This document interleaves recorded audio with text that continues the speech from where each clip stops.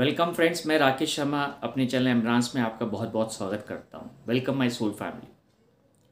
दोस्तों, अगर आप ये जानना चाहते हैं कि आप ईश्वर को किस वे में पूज रहे हैं तो ये वीडियो आपको बड़ा हेल्प करने वाला है।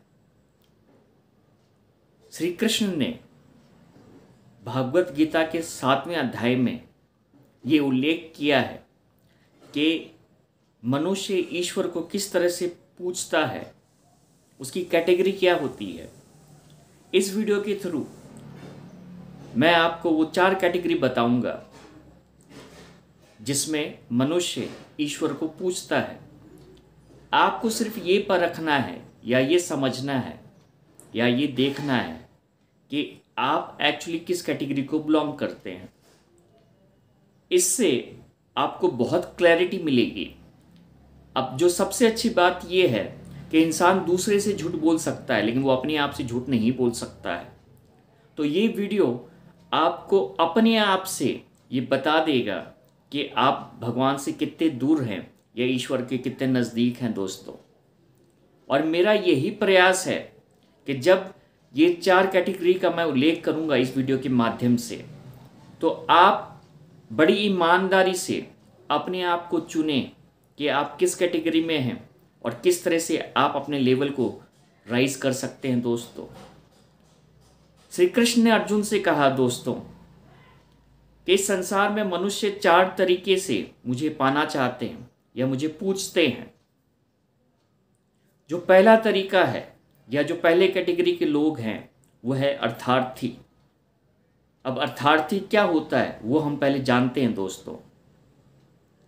जो हमेशा अपने स्वार्थ को सिद्ध करने के लिए ईश्वर को पूजते हैं या ईश्वर को याद करते हैं या उसके दर पे जाते हैं, वो अर्थार्थी होते हैं। ऐसे लोगों का ईश्वर से कोई अटैचमेंट नहीं होता है। ना वो मन से जुड़े रहते हैं ना आत्मा से जुड़े होते हैं। वो सिर्फ अपने स्वार्थ से जुड़े होते हैं। और जब भी स्वार्थवश उन्हें कुछ चाहिए अपने जीवन में जो उन्हें लगता है वो स्वयं हासिल नहीं कर सकते हैं, तो वो ईश्वर के द्वार पे जाते हैं, खटखटाते हैं कि मुझे ये मिल जाए। और जब उसे वो मिल जाता है तो फिर वो उसे भूल जाते हैं दोस्तों। तो ये पहले कैटेगरी है अर्थार्थी, यानी जो ईश्वर को स्वार्थ के लिए भजता है सिर्फ, वो अर्थार्थी होता है और ईश्वर से उसका कोई कनेक्शन नहीं होता है। ये पहली कैटेगरी है दोस्तों। दूसरी कैटेगरी आर्थ। अब आर्थ का क्या मतलब होता है? आर्थ से हम क्या समझते हैं? जो इंसान ईश्वर को इसलिए पूजता है कि उसका जीवन में कोई बाधा नहीं आए या रुकावट नहीं आए और उसका जीवन चलता रहे, उसे आर्थ कहते हैं। मतलब वो ईश्वर को इस फियर में पूज रहा है कि उसका जीवन सही से चलता रहे। अगर वो ईश्वर को नहीं पूजेगा तो फिर उसके जीवन में, उसकी लाइफ में कुछ गड़बड़ हो सकती है। इसलिए वो ईश्वर के पास इसलिए जाता है ताकि उसका जीवन सही तरह से चलता रहे। तो ये जो कैटेगरी होती है वो सेकंड कैटेगरी में आती है और उसे आर्थ के रूप में डिफाइन करते हैं। इस कैटेगरी में भी मनुष्य ईश्वर से, आत्मा से नहीं जुड़ता है। ये स्वार्थ से थोड़ा ऊपर है, लेकिन फिर भी ये कैटेगरी उस इंसान को ईश्वर के करीब नहीं लाती है दोस्तों। अब तीसरी कैटेगरी क्या होती है? ये बहुत ही ऐसी कैटेगरी है दोस्तों जिसमें बहुत कम लोग फिट बैठते हैं। और ये जो कैटेगरी है इसे श्री कृष्ण ने जिज्ञासु कहा है। जिज्ञासु। अब जिज्ञासु का अर्थ क्या होता है दोस्तों? जिसे कुछ जानने की चाह हो, जिसे कुछ जानने की चाह हो उसे जिज्ञासु कहते हैं। तो ऐसे लोग जो ईश्वर को जानना चाहते हैं, पहचानना चाहते हैं, महसूस करना चाहते हैं, उन्हें जिज्ञासु कहा जाता है। वो किसी स्वार्थ में बंधे हुए नहीं होते हैं दोस्तों। उनकी चाह होती है कि मैं ईश्वर को जानूं, उसको एक्सपीरियंस करूं कि वाकई ईश्वर क्या है।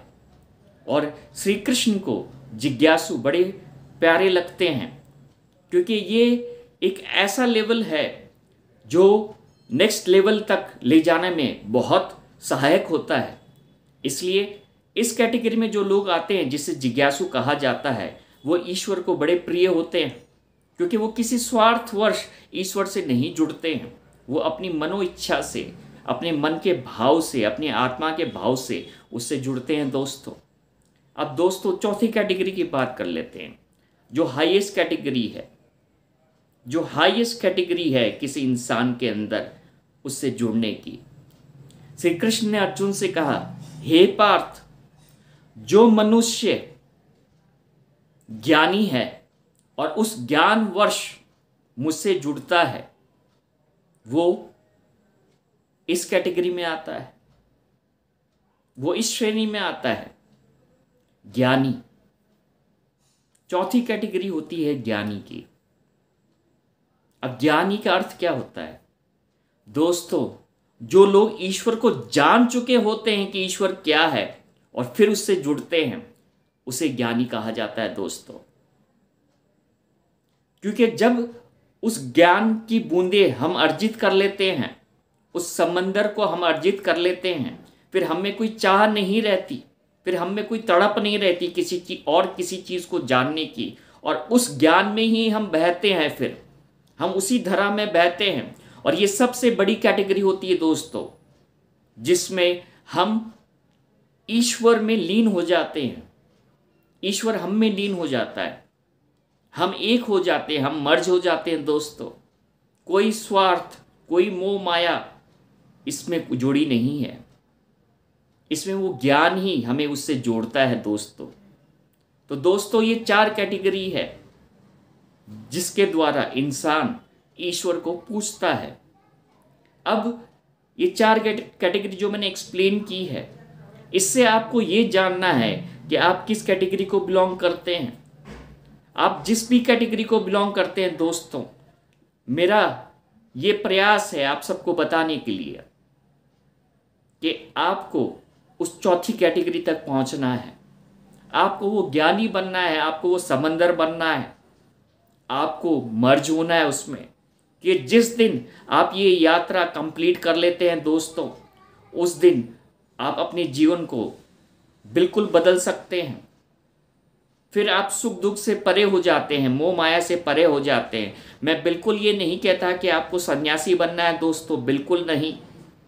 ईश्वर को हम किसी भी रूप में अपने जीवन में पा सकते हैं, चाहे हम गृहस्थ में हों, चाहे हम संगीत से जुड़े हों, चाहे हम कला से जुड़े हों, चाहे हम भक्ति से जुड़े हों, चाहे हम भाव से जुड़े हों। ईश्वर को पाने का कोई एक तरीका नहीं है। उसके लिए उसने कई रास्ते खोल के रखे हैं, जिसके द्वारा मनुष्य उस रास्ते को चुन के उस तक पहुंच सकता है दोस्तों। लेकिन चुनाव आपका है उस तक पहुंचने का। अगर जिस दिन आपने चौथी सीढ़ी चढ़ ली अपने जीवन में दोस्तों, फिर आप उस सीढ़ी से नहीं उतरेंगे और आपका जीवन संपूर्ण हो जाएगा। दोस्तों ये है भगवत गीता का 7वें अध्याय का मूल ज्ञान, जिसमें कृष्ण भक्तों के बारे में बता रहे, मनुष्यों के बारे में बता रहे कि वो किस तरह से ईश्वर से जुड़ते हैं दोस्तों। उम्मीद करता हूं दोस्तों मेरा यह प्रयास आपको पसंद आया होगा और आप भी उस चौथी श्रेणी में आने वाली जीवन में अपने आप को पाएंगे। बहुत बहुत धन्यवाद दोस्तों इस वीडियो में मेरा साथ देने के लिए।